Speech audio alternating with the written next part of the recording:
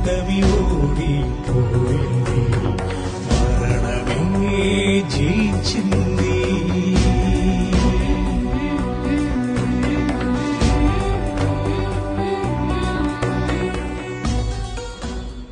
Praise the lord. యేసుక్రీస్తు నామంలో మీ అందరికీ శుభములు తెలియపరుస్తున్నాను. ఈ మార్నింగ్ మన్నా ఈ కార్యక్రమం ద్వారా మీలో అనేక మంది దీవించబడుతున్నారు, బలపరచబడుతున్నారు, ఆత్మీయంగా ఎదుగుతున్నారు. మాకు అనేక మంది ఫోన్ చేసి తెలియపరుస్తున్నారు. ఈ యొక్క కార్యక్రమాన్ని బట్టి దేవుడికి కృతజ్ఞతాస్తుతులు చెల్లిస్తున్నాను. ఇంకా ఈ కార్యక్రమాన్ని గురించి అనేకులకు పరిచయం చేయాలని చెప్పి కోరుతున్నాను. దేవుని బిడ్డలారా, ఈ దినాల్లో ఎవరెవరైతే పరిశుద్ధాత్మ పొందలేదు, మిమ్మల్ని దేవుడు పరిశుద్ధాత్మతో అభిషేకించబోతున్నాడు. మరి ముఖ్యంగా ఇంకా ఎవరైతే మరి ఆత్మవరాలు పొందకుండా ఉన్నారో మిమ్మల్ని ఆత్మవరాలతో నింపబోతున్నాడు. ఇప్పటికే మీరు అభిషేకించబడిన వారైతే మిమ్మల్ని నెక్స్ట్ రలముకు దేవుడు తీసుకెళ్ళబోతున్నాడు. మీరు వాడబడిలాగిన దేవుడు మిమ్మల్ని 2 పాల ఆత్మతో 200 అభిషేకంతో దేవుడు నింపుతాను అంటున్నాడు. అది త్వరలో ఒక బలమైన అభిషేకం మీ మీద కుమరించబడబోతుంది.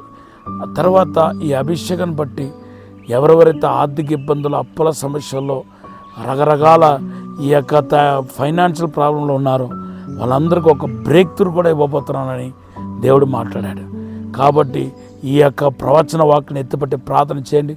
ఈరోజు దేవుడు మిమ్మల్ని మీకు ఇచ్చే వాగ్దానం ఏంటంటే కీర్తన 89, 20, 21, 22 వాగ్దానం చేస్తున్నాడు.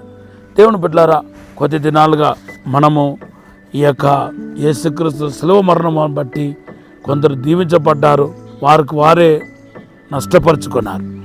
సో మనము దీవించబడిన వారి గురించి మనం మాట్లాడకుండా వస్తున్నాం. అరిమతయ యోసేపు అనే వ్యక్తి మరి దేవుని కోసం ఒక గొప్ప కార్యాన్ని చేశాడు. అదేంటంటే మార్కు సువార్త 15వ అధ్యాయం 43వ వచనం చదివితే, యేసుక్రీస్తు ప్రాణం విడిచిన తర్వాత, చనిపోయిన తర్వాత ఆయన్ని పాతిపెట్టే ఆ లాస్ట్ అంతిమ కార్యక్రమంలో మరి ఎంతో జాగ్రత్త వహిస్తున్నాడు. యేసుక్రీస్తు ఒక శరీరాన్ని ధైర్యంగా మరి వెళ్ళి అడిగి, పిలాతు దగ్గర అడిగి తీసుకొచ్చి రాజమర్యాద, ఆయన రాజుగా గుర్తించి ఒక రాజుని ఎలాగా మరి పాతి పెడతారో అలా పాతి పెట్టడం మనం పరిశుద్ధ గ్రంథంలో చూస్తున్నాం. ఇంత గొప్ప కార్యం జరిగిన బట్టి కొంతమంది తిరస్కరించి ఉంటారు, కొంతమంది ఆయన బాధపట్టి ఉంటారు కూడా.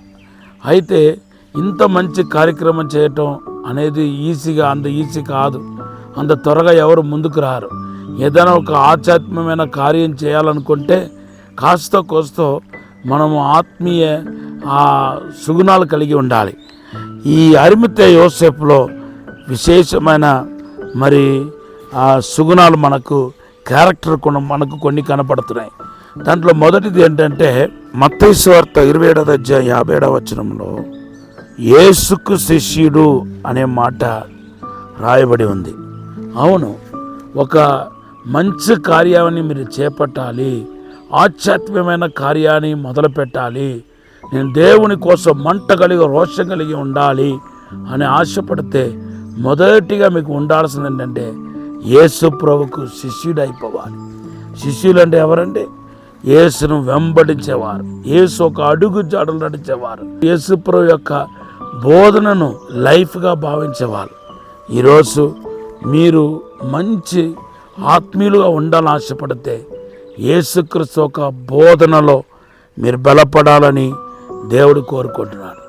ఎంత ఎక్కువ యేసుప్రభు బోధనలో లోతుగా వెళుతున్నారో అంతంతకు దీవించబడతారు.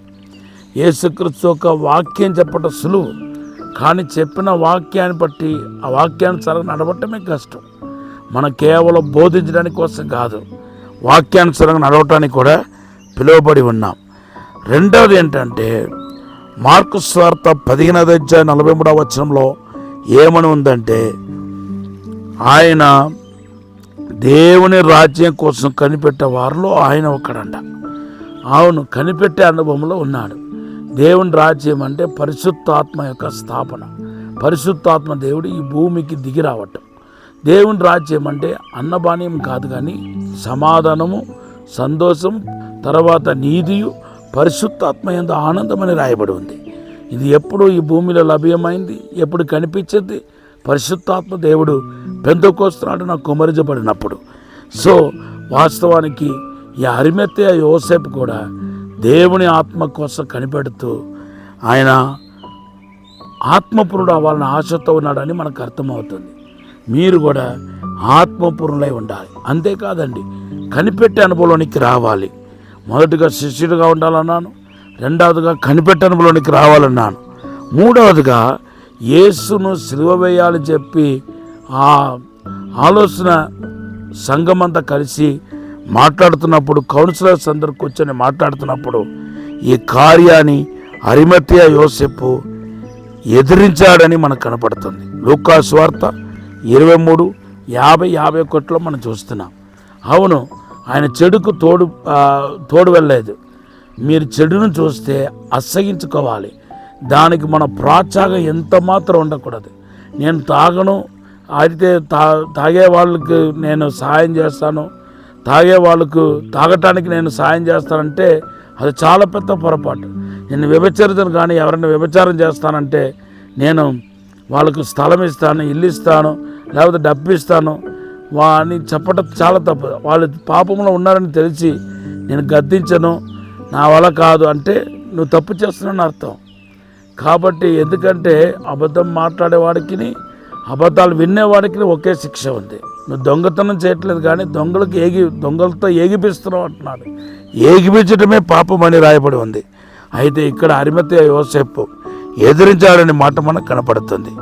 చివరిగా యోహాను సువార్త 19:30 ఆయన రహస్యముగా యేసును వెంబడించాడన్న. Praise the lord. రహస్యముగా అంతరంగంలో రహస్యముగా యేసును వెంబడించుకుంటా, ఆయన అడుగుజాలు నడుచుకుంటా, దేవుని మహిమపరచుకుంటా వచ్చాడు. మీకు కూడా ఇటువంటి అనుభవం కలగాలని, ఇటువంటి సుగుణాలతో ముందుకు వెళ్ళాలని ప్రభు పేరట మనవి చేస్తున్నాను. పరిశుద్ధాత్మదేవుడి సహాయముతో ఇటువంటి నూతన హృదయం, నూతన ఆత్మ ఇచ్చి మిమ్మల్ని దేవుడు దీవించగాక. ఆమేన్. ఒక చిన్న ప్రార్థన చేస్తాను. పరిశుద్ధము నమ్మకమైన పరలోక తండ్రి, నీకు వందనాలు, స్తోత్రాలు ప్రభు. శక్తి చేత కాదు, బలము చేత కాదు, ఆత్మ ద్వారానే సమస్తం జరుగుతున్నారు ప్రభు. మీరు ఆశీర్వదించి దీవించి బలపరచమని, అభిషేకించమని, 2 పోల ఆత్మ దయచేయమని యేసు నామములో అడిగి వేడుకుంటున్నాం తండ్రి. Amen. Have a blessed day. God bless you.